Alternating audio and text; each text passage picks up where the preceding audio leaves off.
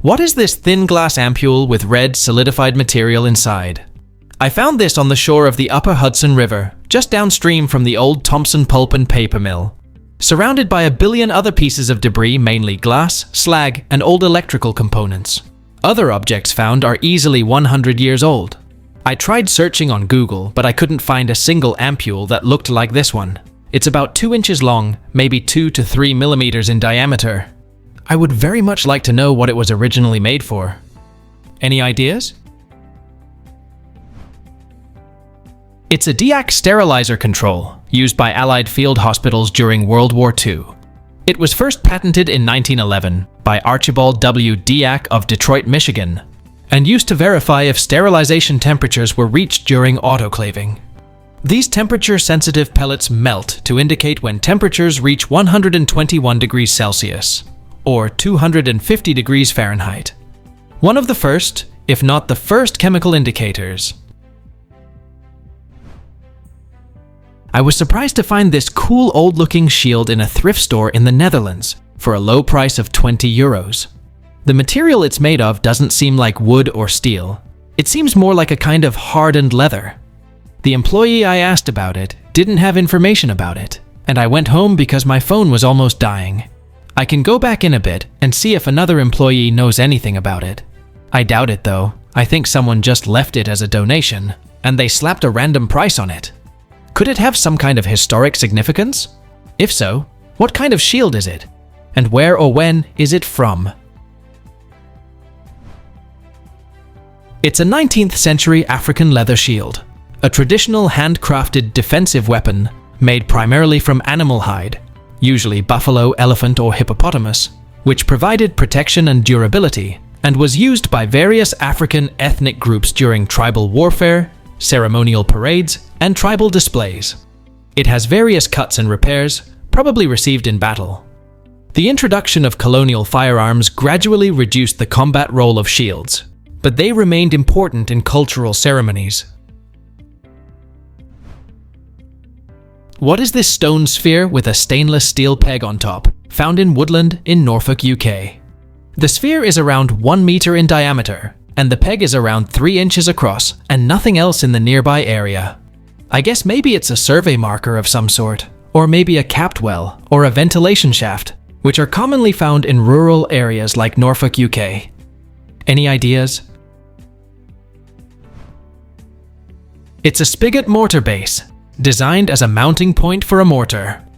As 1941 progressed, the British Home Guard instituted a series of ad hoc defensive measures to protect the homeland ahead of a feared German invasion. This Spigot mortar was designed by Lieutenant Colonel Stuart Blacker from a design he started in the 1930s. The concept was relatively simple. A shell containing propellant and explosives was slipped onto a steel rod, from which it was triggered and launched. The weapon's intended role was as an anti-tank mortar, but it proved mostly ineffective in this capacity, as the low velocity of the 20-pound shells gave them little chance of penetrating heavy armor. In addition, faulty fuses meant the shells often failed to explode on contact. As we know, the German invasion never happened, so the mortar's lasting legacy is the hundreds of concrete firing blocks that still dot the English countryside. What is this thing inside a wooden box found in the attic of the house we're renting in Austin, Texas? All I know is the house was built in 1983, and the only thing I can make out on the sticker is the date October 23, 1984. Any ideas about what this could be? It's a 1970s to 80s disk pack, a layered grouping of hard disk platters, and the core component of a hard disk drive. These were mounted on storage drives that were the size of a modern front-loading washing machine.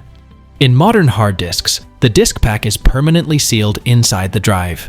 In many early hard disks, the disk pack was a removable unit and would be supplied with a protective canister featuring a lifting handle. The first removable disk pack was invented in 1961 by IBM engineers. What is this thing found in a house in Sweden that was built around 1850 and was in use until 1960? I have been renovating the house and found this thing buried in some sawdust on the floor. It feels like cast iron, about 20 centimeters in length, and there is some kind of inscription on the bottom with the letter M, with the number 6414. It looks like it was some kind of silver color, but it is rusted now. Any idea what it is or how old? It's an Art Nouveau double inkwell and letter holder, a beautifully crafted desk accessory, combining both form and function in the characteristic Art Nouveau style. These were often found on the desks of upper-class homes during that period. My grandma had something similar. What is this doorway spring? I live in a house built in 1900, which has had many iterations of remodels, but I believe it has its original floors. In the floor between what's now the kitchen and the dining room, there is this funny metal coil thing embedded in the floor. It feels very solid and doesn't budge. Any idea what it could be? It's an antique Victor door spring closer, which is part of an old heavy door installation then, and they usually have a brass covering so you can't see the whole coil. It was patented by Robert Adams of London, England, on July 7th, 1891. What is this large cylindrical drum with openings on either side and a spigot on the bottom left corner? The local business was inquiring, located in southern Georgia. They suspect it's antique, but the owners have no information on it. The cylinder in the middle does move, and it appears to have some sort of acrylic or plastic wall. I didn't get the exact measurements, but I estimate the drum was about 2 feet long and maybe 1 foot wide, with no handle. What do y'all think? It's the measuring sight glass from an old visible gas pump that's been repurposed and turned on its side. The spigot would have been on the bottom, and that's where the dispensing hose connected. If you look at the end caps, you can see how they're cut by hand, and the pipe frame screams homemade. I'm curious what they repurposed it for, but I love that it was repurposed at least. Visible gas pumps were primarily used from the early 1900s until the 1930s, with their peak popularity in the 1910s and 1920s. They were characterized by a large visible glass cylinder at the top of the pump, allowing customers to see the fuel being dispensed. What is this wooden cabinet with a hinged top and sides? I just won this on an online auction in Rogers, Arkansas, so I haven't seen it in person. It looked interesting and worth the $10 bid, but I have no clue what it would be for. It was a government auction on Purple Wave. It has metal slots for names or info, with no discernible writing from the angles of the picks, and the top and one side are hinged and look like they may fold out.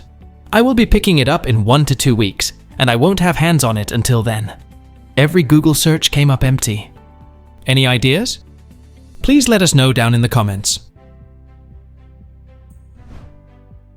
Thanks for watching. Let's make life fun.